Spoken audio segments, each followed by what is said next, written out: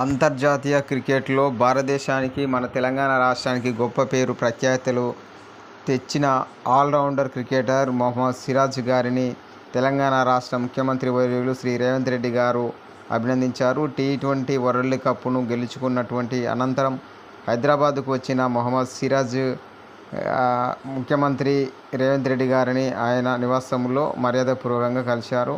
ఈ సందర్భంగా మొహమ్మద్ సిరాజ్ను ఘనంగా సన్మానించారు. టీ20 వరల్డ్ కప్లో సిరాజ్ అద్భుతమైన ప్రతిభను కనబర్చారని తెలంగాణ రాష్ట్ర ముఖ్యమంత్రి రేవంత్ రెడ్డి గారు ప్రశంసించారు.